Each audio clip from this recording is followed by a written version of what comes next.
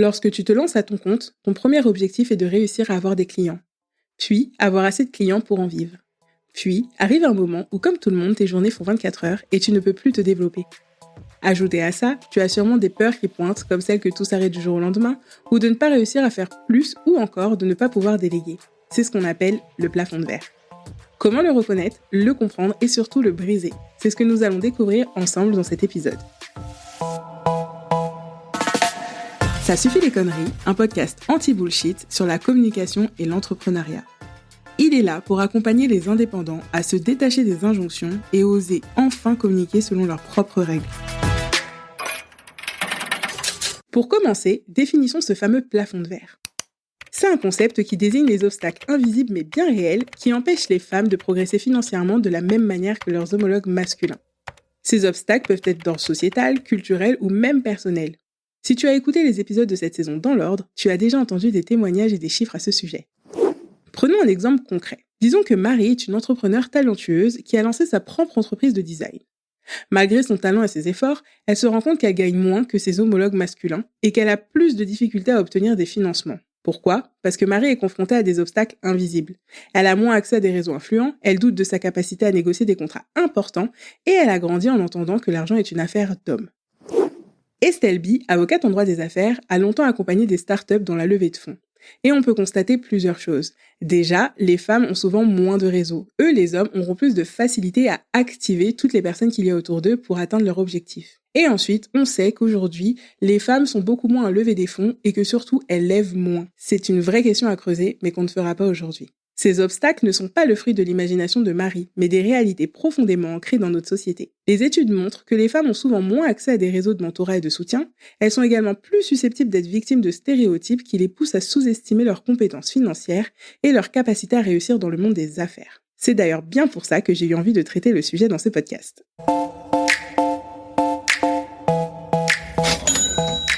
Maintenant que nous avons une meilleure compréhension du plafond de verre financier, prenons le temps d'identifier nos propres blocages. Car oui, on en a toutes. Chère auditrice, je t'invite à prendre un moment pour réfléchir aux questions suivantes.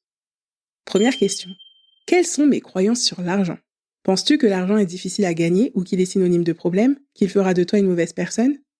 Deuxième question. Quelle peur m'empêche de demander ce que je mérite ? Est-ce que c'est la peur du rejet, de la critique, de l'échec ? Une question de confiance ou d'estime de soi ? Troisième question. Quels sont les messages que j'ai reçus sur l'argent dans mon enfance ? Ont-ils été positifs ou négatifs ? Cette dernière question, je l'ai posée à mes invités. Pour elles, est-ce que l'argent c'est positif, neutre ou négatif ? Écoutons leurs réponses. C'est positif, c'est un outil qui te permet de faire ce que tu veux. Donc il vaut mieux gagner plus d'argent que d'avoir des avantages en nature. C'est positif, on va pas se mentir en fait. C'est positif. Aujourd'hui, positif. Positif. Positif. Joyeux, agréable. On voit que les réponses vont toutes dans le même sens. Et nous sommes face à des invités qui ont réussi à avoir une relation saine à l'argent, qui l'utilisent à bon escient et ont conscience qu'elles ont le droit d'en gagner si elles le souhaitent. La puissance des mots est vraiment incroyable.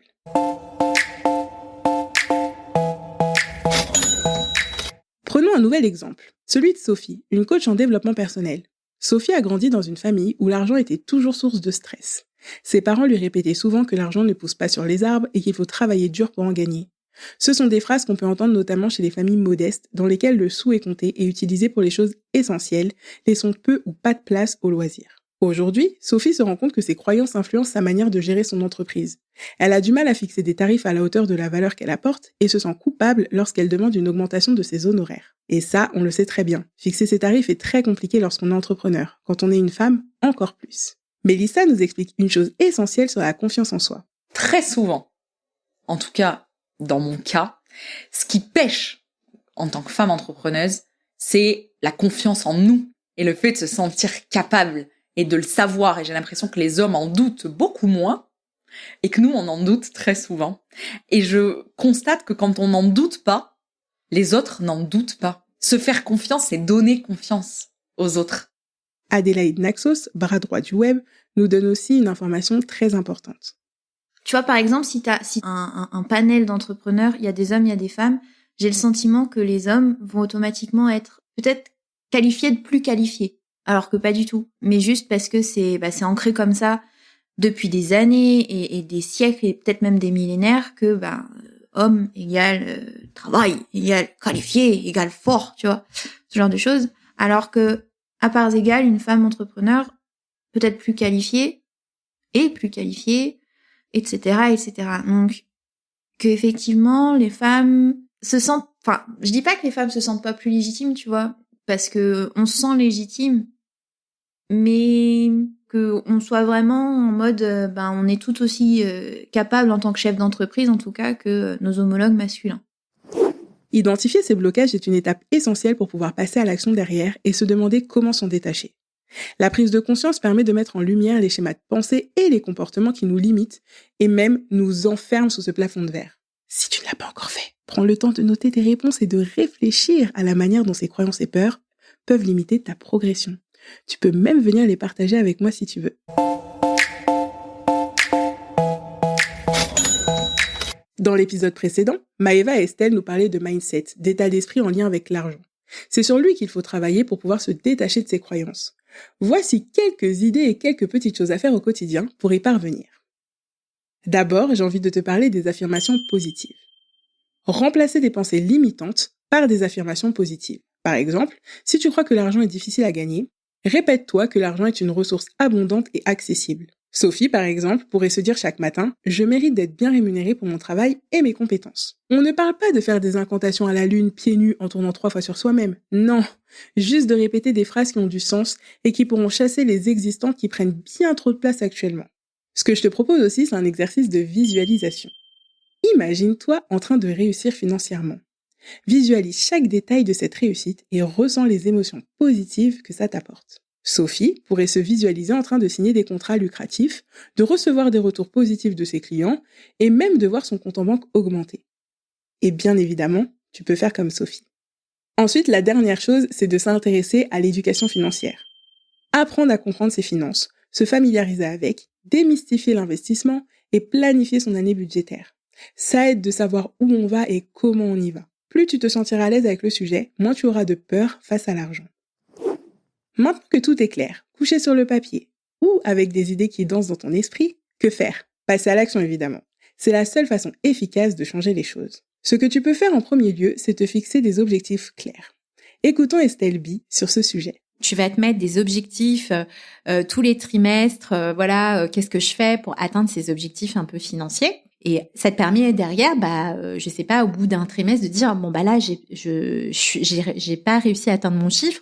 Donc, comment je peux ajuster ? Et en fait, les chiffres, c'est ultra puissant. Ça te permet vraiment de prendre des décisions et qui sont pas, au final, c'est pas du vent, quoi.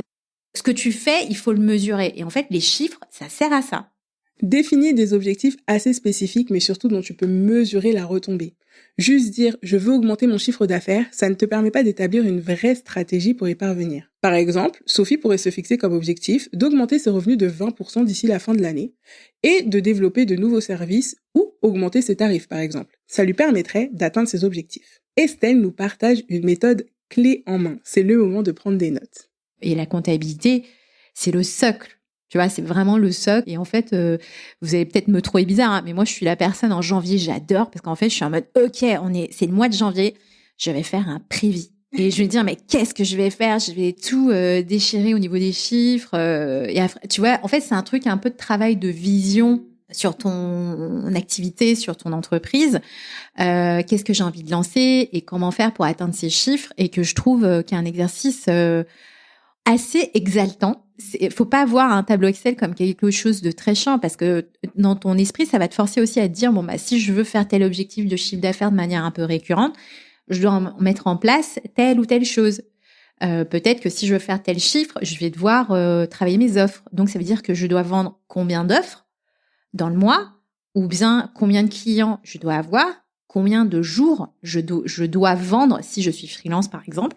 Et pour le coup, comment je fais ? Est-ce que je dois prospecter 20 personnes dans le mois ou réussir à choper 15 appels découvertes ? Enfin, tu vois, en fait, c'est un peu le truc à entonnoir. Donc, je parle du chiffre, j'ai besoin de faire ça. Et après, en bas, comment je fais ? En fait, ça c'est, et je trouve ça extraordinaire parce que l'entrepreneur, c'est normalement ce qu'il doit faire.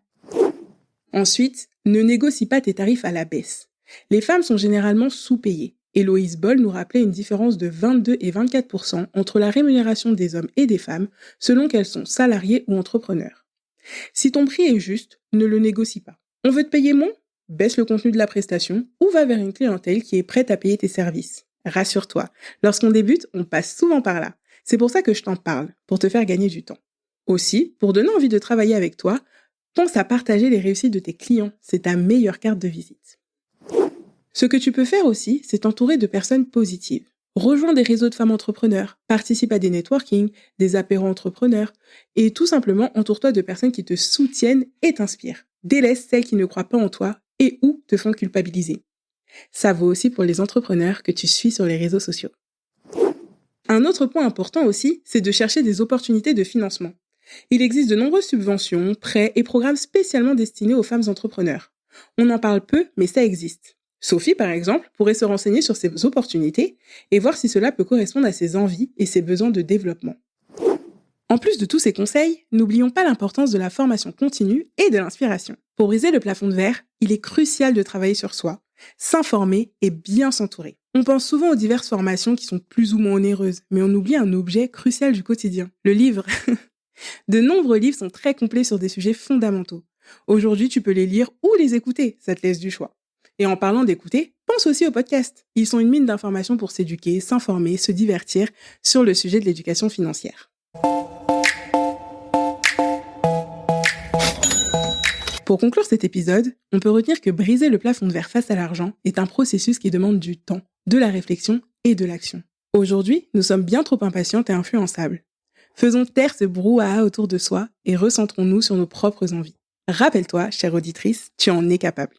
Chaque petite étape que tu franchiras te rapprochera de ta propre définition de la réussite. Exit les fausses croyances, bonjour les objectifs clairs et planifiés. Dans le prochain et dernier épisode de cette saison, je partagerai avec toi des ressources concrètes pour te former et prendre ou reprendre tes finances en main. Belle écoute!